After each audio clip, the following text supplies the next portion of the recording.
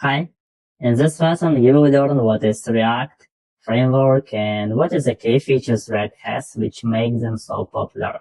Let's start. React is a JavaScript library for building user interfaces. And when I say user interface, I mean any application you open in an iPhone or when you open a web page and click something. Yeah. React was created by Facebook to make it easier to build complex applications which are dynamic and before React managing updates and changes in web pages was really complicated and slow. But when you use React, it makes this process much easier and faster. This is what you need to know about React. It was created to simplify developers' life by easy creating complex application and speed up process and of course the performance of the pages. Let's talk now about the React key features. The JSX, one-way data flow, virtual DOM, component-based architecture. We will talk about it in this lesson. Let's start with JSX. It's a syntax extension for JavaScript that looks like HTML. Can you imagine you can write your HTML code and put the variables inside of it to dynamically show or hide some information? JSX allows you to write HTML code in JavaScript files. It really simplifies the process of creating interactive web pages, make it more cleaner and readable. Now let's talk what is a DOM. DOM is a document object model. It's needed to organize and access elements on the web page. It's a JavaScript object that contains all the elements you have in your HTML, like paragraphs, link, images, lists, and other elements. On the left picture, we see HTML code. You see body, paragraph. Inside of the paragraph, you see href, it's a link. And on the right side, you see the DOM is a tree structure, which exactly the same you have in an HTML, but in another representation. You also have the body element. It contains the children's like paragraph, div, and list. And you see the paragraph also contains a link inside of it. So it's just a tree representation which contains all elements you have. So DOM allows you to use JavaScript to find, add, update, and delete elements without reloading the page. Because it's really important when you choose date on your website when you book a hotel. You don't want your website to be reloaded and you will wait 3 or 5 seconds. You want it to happen immediately and you'll click another control. And DOM allow you to do it. But it can be slow when you have a lot of changes at the same time. This is one of the disadvantages of DOM.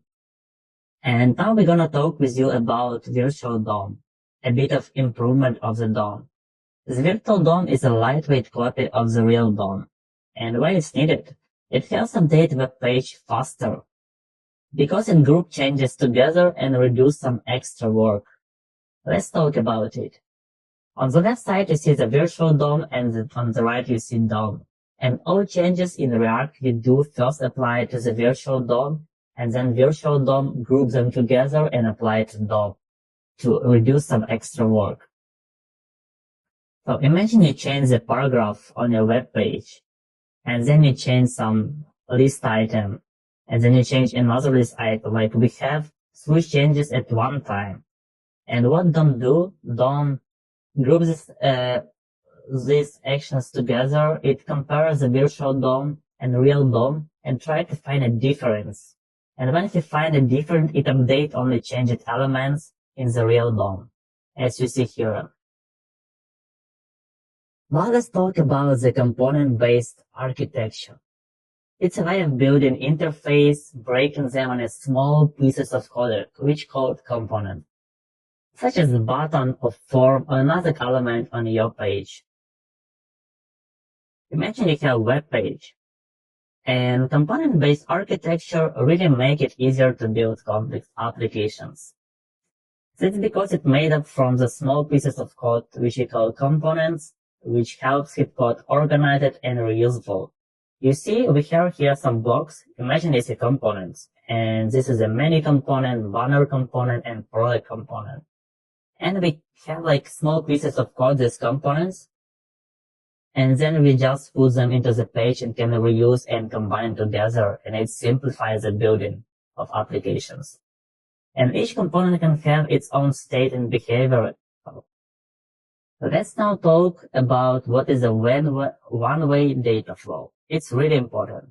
It means that data goes only in one direction, from parent to children components, as you see on the icon, or like here. It's needed to keep the data flow process simple and easy to manage. Like you see the parent component, imagine it's a web page, it has some data and you need to share it to the children component, like menu or some, I don't know, product card, and you share data from the web page to these components. But our components can work with this data, can they change it? So the child components cannot change the data directly. They must request the changes from the parent through the events. Like when the children component like menu want to change any information the parent shared with him, he do a request, send an event, change this information please. And it helps us to have like one source of truth data in a parent component. This is all I want to share with you in this lesson. Now you know what is React, why it's needed, and what is the main feature of the React. The virtual DOM, how it helps to apply changes faster, how the JSX, how to manage the different information dynamically, how the component-based architecture helps us organize much easier the piece of code in the application, and how the one-way data flow allows us much easier control the sharing data between the components. So see you in the next lesson.